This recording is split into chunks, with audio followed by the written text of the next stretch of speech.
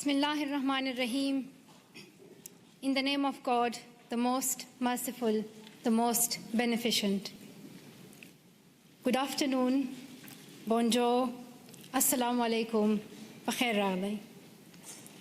Mr. Prime Minister, Madam Trudeau, Sophie, Mr. Speaker, members of the House, members of the Senate, distinguished guests, my parents, Ziauddin and Torpikai,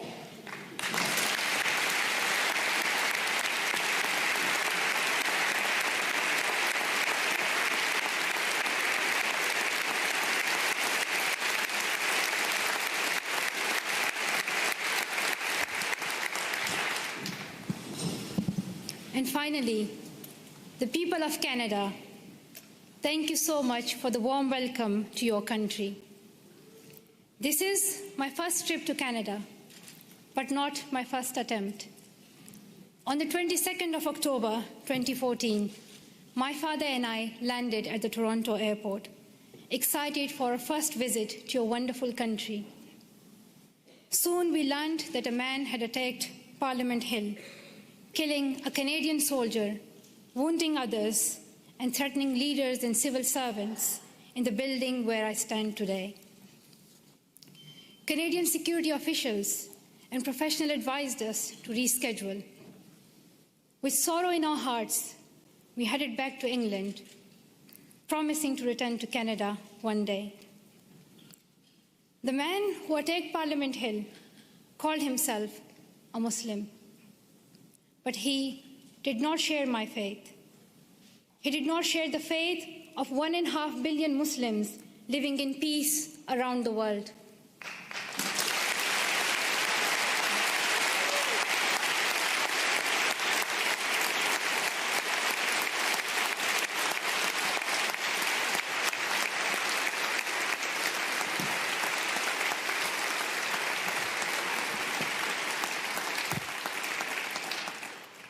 Sorry, the podium became too high, so I'm short-sighted, I couldn't read some of the words.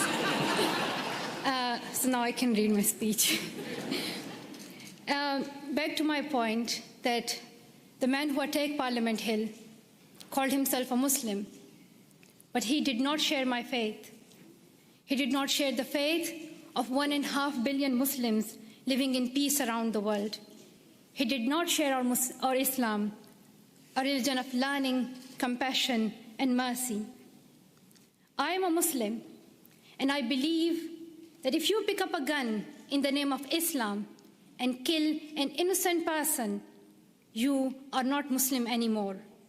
You and the person who attacked Parliament Hill and all these terrorists do not share my faith. Instead,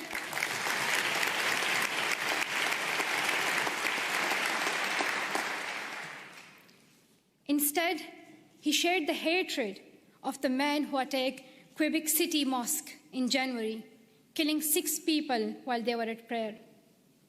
The same hatred as the man who killed civilians and police officers in London 3 weeks ago.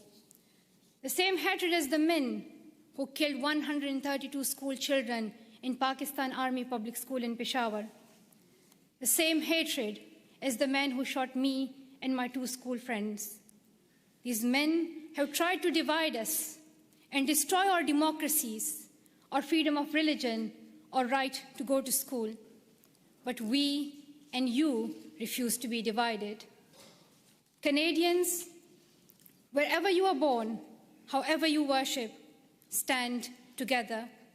And nothing proves this more than your commitment to refugees. Around the world, we have heard about Canada's heroes. We heard about the members of the First United Church here in Ottawa, who sponsored newlyweds Amina and Ibrahim. A few months later, the family had their first child, a little girl named Maria. The church decided to raise more money to bring Abraham's brother and family to Canada, so Maria could grow up with her cousins. We heard about Jorge Salazar in Vancouver, who came to Canada as a child refugee, fleeing violence in Colombia. As a young adult, he's working with today's children, immigrants, and refugees, helping them adopt with the new culture and country.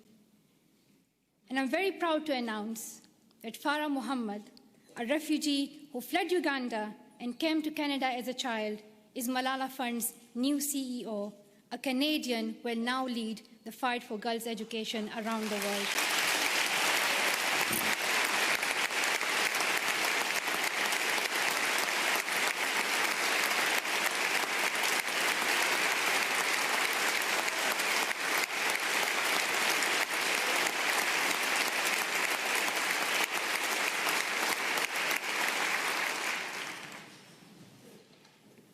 Many people from my own country of Pakistan have found a promised land in Canada, from Maria Topikai Wazir, a famous squash player, to my relatives here today.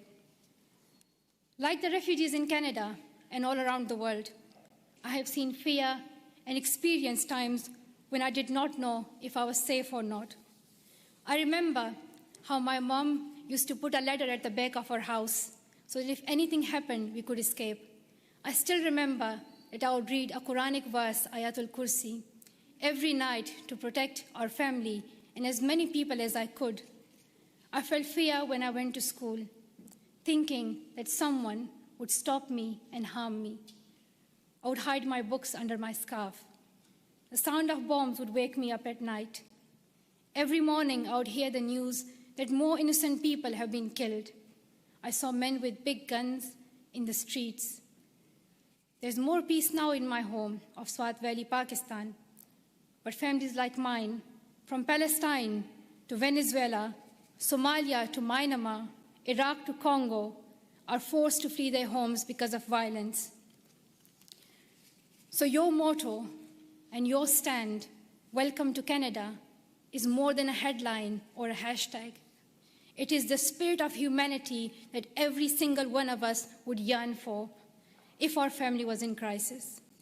I pray that you continue to open your homes and your hearts to the world's most defenseless children and families, and I hope your neighbors will follow your example.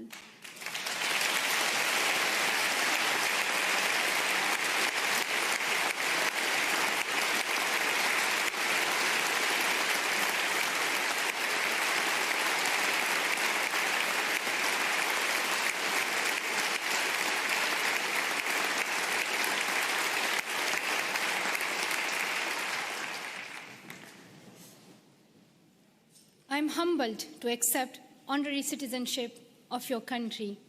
While I will always be a proud Pashtun and a proud citizen of Pakistan, I'm grateful to be an honorary member of your nation of heroes, though I still require a visa. But that's another discussion.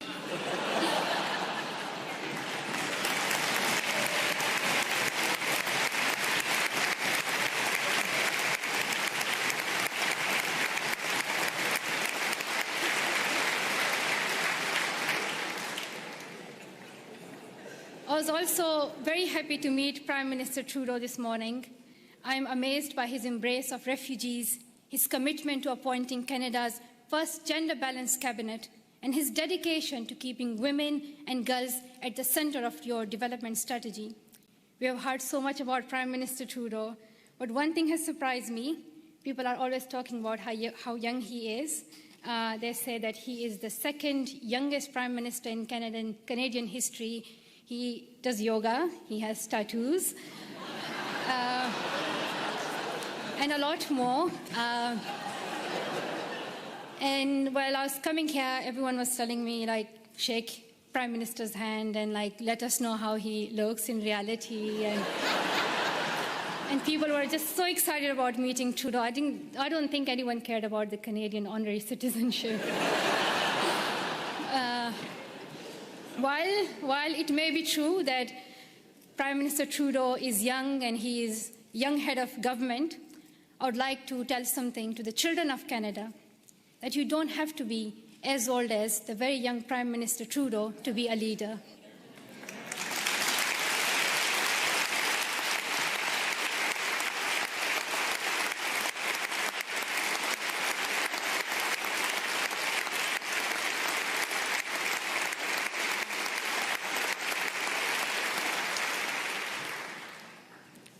I'm like on still page 7, so there are like a lot left. So if you do the standing ovation again and again, you'll get tired. Just to let you know, there's a lot left. But I want to share my story that I want to tell the children of Canada that when I was little, I used to wait to be an adult to lead. But I have learned that even a child's voice can be heard across the world. And to the young women of Canada, I want to say, let's step forward, raise your voices, and the next time I visit, I hope to see more of you filling these seats.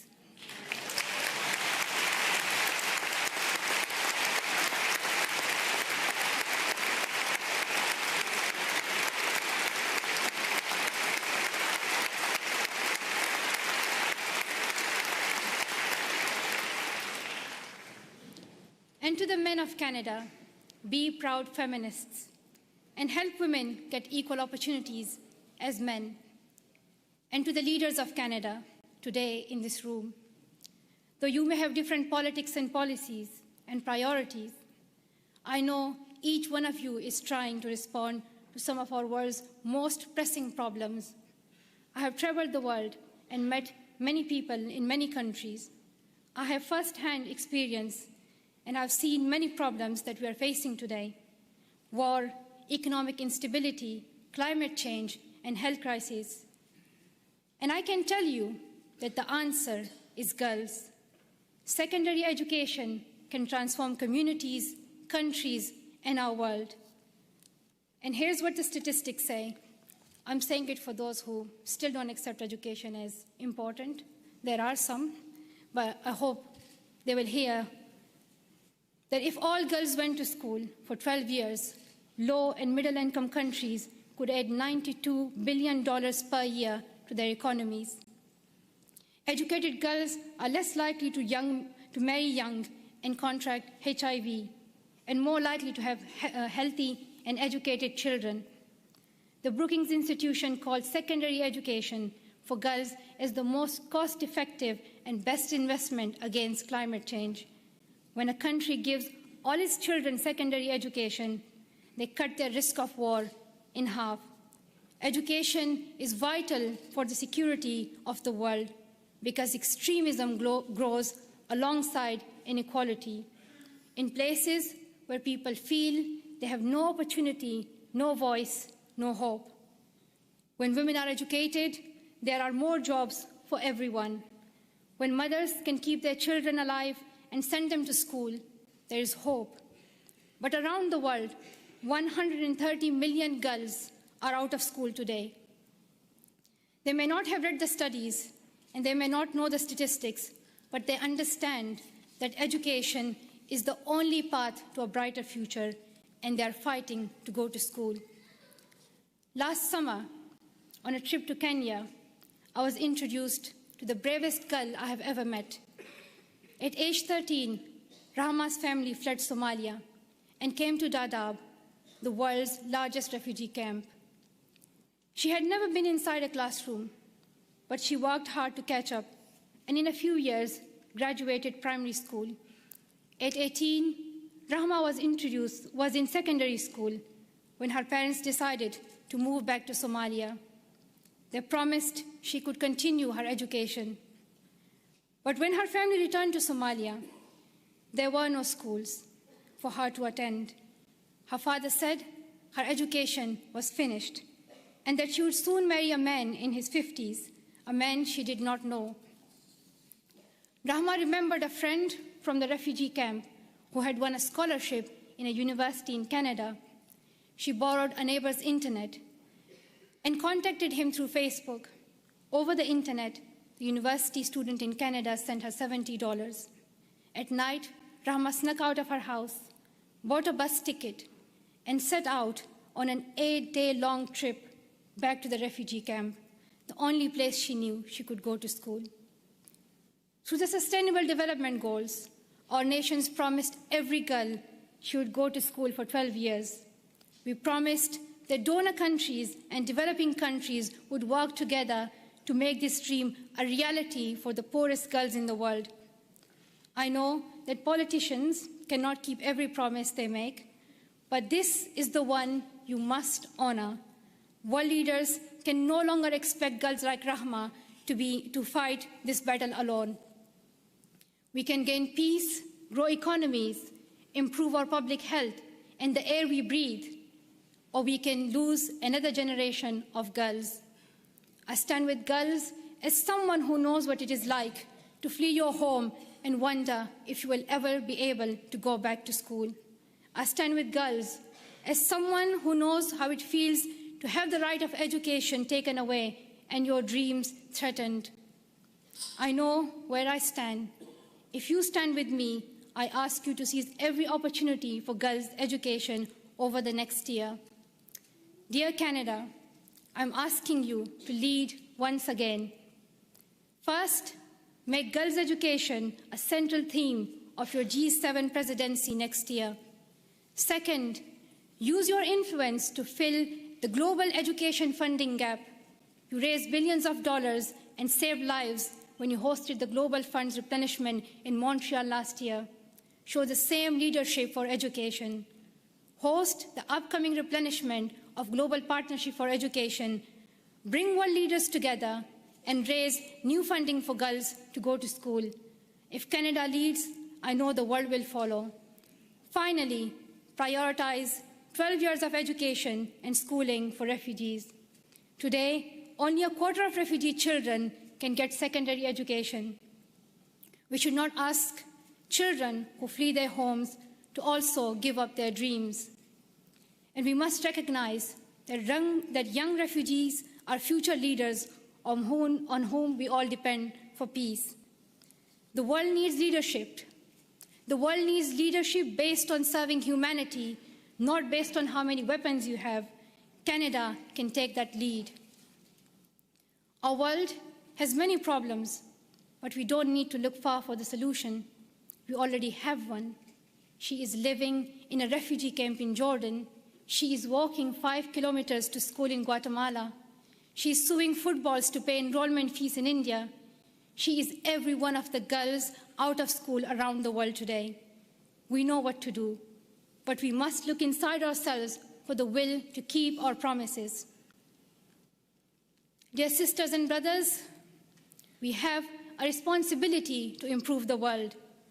When future generations read about us in their books or on their iPads or whatever the next innovation will be, I don't want them to be shocked that 130 million girls could not go to school and we did nothing. I don't want them to be shocked that we did not stand up for child refugees as millions of families fled their homes. I don't want us to be known for failing them. Let the future generations say, we were the ones who stood up. Let them say, we were the first ones. We were the first to live in a world where all girls could learn and lead without fear. Let us be the ones who bring that change we want to see. Thank you so much for listening.